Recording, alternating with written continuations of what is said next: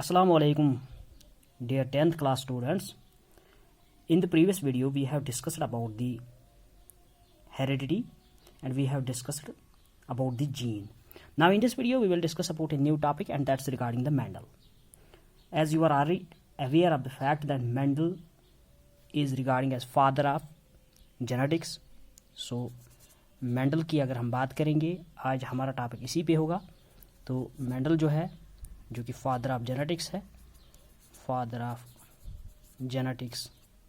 क्यों हम इसको फादर ऑफ जेनेटिक्स कहेंगे? Because he explain the process of inheritance. Because he explain the process of inheritance. तो process of inheritance को explain किसने किया? तो इसको एक्सप्लेन करने वाला कोई और नहीं बल्कि मेंडल. मेंडल की अगर हम बात करेंगे, मेंडल एक मैथमेटिशियन थे. तो इसका अगर हम नाम देखेंगे, फुल नेम इसका क्या था? Gregor John Mendel. तो ग्रेगर जॉन मेंडल इसका फुल नेम था. और ये ऑस्ट्रिया में इसकी बर्थ हो गई. कब? 22 जुलाई 1822.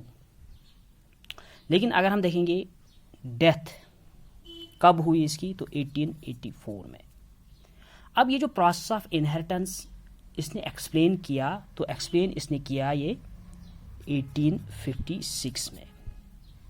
तो मैं फिर से कहूँगा, अगर हम मेंडल की बात करेंगे, who is regarded as father of genetics because he explain the process of inheritance, he explain the mechanism of inheritance. तो उसके बाद मैकेनिज्म ऑफ इनहेरिटेंस जो है 1856 में उसने एक्सप्लेन किया. ये जो मेंडल थे, खुद ये बायोलॉजिस्ट नहीं थे बल्कि ये मैथमेटिशियन थे. अब 1856 में अगरचे इसने एक्सप्लेन अगरचे मैकेनिज्म किया कि मैकेनिज्म ऑफ इनहेरिटेंस या mechanism of heredity, biological inheritance की अगर हम बात करेंगे, तो एक्सप्लेन तो इसने किया, लेकिन 1856 में इसका काम जो है वो किसी ने रिकॉग्नाइज नहीं किया. अनफॉर्चुनेटली जो इसका काम था वो किसी ने रिकॉग्नाइज नहीं किया. तो ये जो मेंडल की जो यहाँ पे वर्क तो उसने बहुत अच्छी, यहाँ पे ग्रेट वर्क, बिकॉज उसने प्रोसेस ऑफ इनहेरिटेंस को यहाँ पे उसका मैकेनिज्म क्या है उसको डिस्कस किया. तो अब यहाँ पे हम देखेंगे, लेकिन 1856 में, यानी कि जब तक कि मेंडल जिंदा था अप टू 1884, उसका वर्क जो है वो रिकॉग्नाइज ही नहीं हुआ. उसका वर्क रिकॉग्नाइज नहीं हुआ. अब ये इसका वर्क रिकॉग्नाइज क्यों हुआ? इसमें बहुत सारे रीजंस है. So there are different reasons for non recognition. तो ये आपको ऐसे ही याद रखना है, ये सिलेबस में नहीं होगा लेकिन फिर भी आप याद रखें. So non recognition of Mendel work, reasons for non recognition of Mendel work. क्या रीजंस थे उसकी? रीजंस क्या क्या थे? फर्स्ट रीजन क्या था कि जो भी वर्क मेंडल ने किया वो पब्लिश प्रॉपरली नहीं हुआ. क्योंकि उस टाइम पे, यानी कि 1856 पे, उस टाइम पे उतना ज़्यादा वर्क जो है वो पब्लिश नहीं हुआ. क्यों नहीं हुआ? बिकॉज टेक्नोलॉजी उतनी ज़्यादा नहीं थी उस टाइम पे, इसलिए वर्क जो है उसका वो प्रॉपरली पब्लिश नहीं हुआ. अगर टेक्नोलॉजी होती उस वक्त, ये कंप्यूटर वगैरह ज़्यादा होता उस वक्त, अगर इस्तेमाल सारे करते तो ये भी पब्लिश होता थ्रू फेसबुक, थ्रू व्हाट्सएप और थ्रू ट्विटर वगैरह, लेकिन उस टाइम पे नहीं था. अब ये फर्स्ट रीज़न है कि इसका वर्क जो है वो क्यों रिकॉग्नाइज नहीं हुआ ड्यूरिंग हिज टाइम. ये फर्स्ट रीज़न होगा यहाँ पे, work not recognised because Mendel's work not published properly, was not published properly. तो मेंडल की जो वर्क है वो पब्लिश ही नहीं हुई प्रॉपरली. तो वो पब्लिश क्यों नहीं हुई? बिकॉज ऑफ टेक्नोलॉजी नहीं थी उस टाइम उतनी. दूसरा जो है, मेंडल जो है वो बायोलॉजिस्ट नहीं थे. मैंने पहले ही कहा है कि वो एक मैथमेटिशियन थे. तो मैथमेटिशियन होने के बावजूद इसने बायोलॉजी पे काम किया. तो बायोलॉजिस्ट ने इसको एक्सेप्ट ही नहीं किया. उसने कहा ये क्या कहेगा उतना ज़्यादा कि ये तो खुद तो एक मैथमेटिशियन है, तो मैथमेटिशियन बायोलॉजी को क्या करेगा. तो इसलिए साइंटिस्ट्स ने उस टाइम, यानी कि 1856 में उतना ज़्यादा ध्यान नहीं दिया और इसका जो काम है उसको एक्सेप्ट ही नहीं किया। तो इट इज द सेकंड कि मेंडल वाज मैथमेटिशियन, वो खुद तो एक मैथमेटिशियन थे, not biologist, because biologists not accept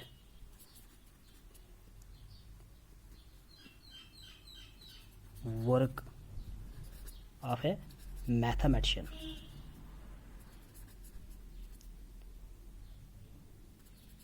Regarding biology, तो उन्होंने एक्सेप्ट ही नहीं किया काम किसका, एक मैथमेटिशियन का, यानी कि बायोलॉजिस्ट, जो जितने भी साइंटिस्ट थे उस टाइम, जितने भी बायोलॉजिस्ट थे, उन्होंने एक्सेप्ट ही नहीं किया मेंडल का वर्क। उन्होंने कहा कि ये तो मैथमेटिशियन है, मैथमेटिशियन और बायोलॉजी का क्या काम है। तो थर्ड वन इसने कहा कि इनहेरिटेंस जो होती है, बायोलॉजिकल इनहेरिटेंस या हेरिडिटी जो होती है, उसका मेन रीज़न क्या है, उसका मेन रीज़न फैक्टर है। लेकिन इसने फैक्टर को अच्छे से ये रिकॉग्नाइज ही नहीं किया अच्छे से कि how factor will transfer from parents to offsprings, ये इसने डिजिग्नेट नहीं किया। तो ये थर्ड यहाँ पे रीज़न इसका है कि इसका काम जो है क्यों रिकॉग्नाइज नहीं हुआ इन 1856।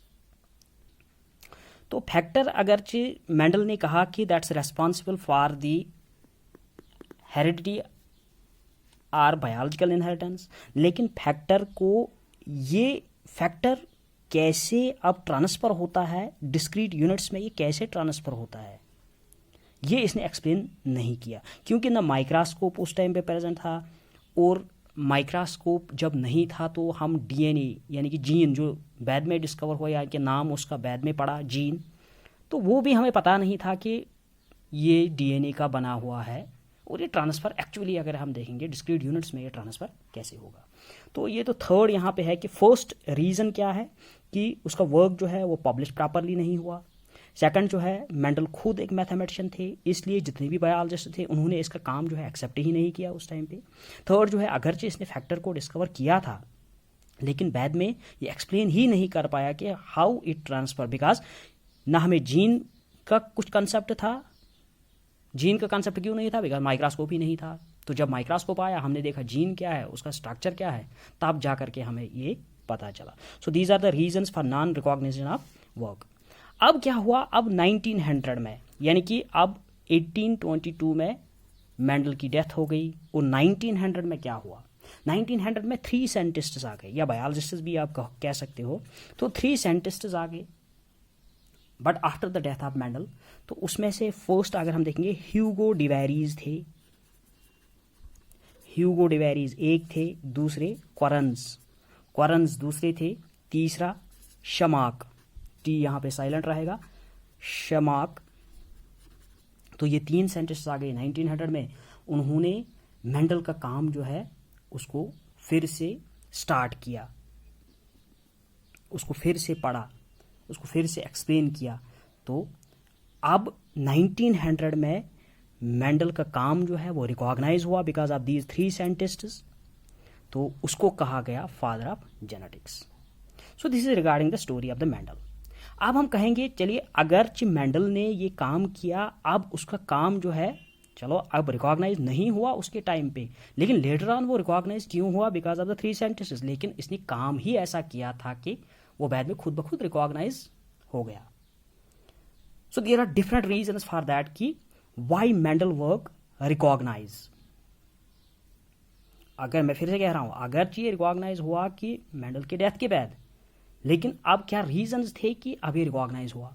इसमें से बहुत ही एक इंपॉर्टेंट रीजन था कि उसने सिलेक्ट किया था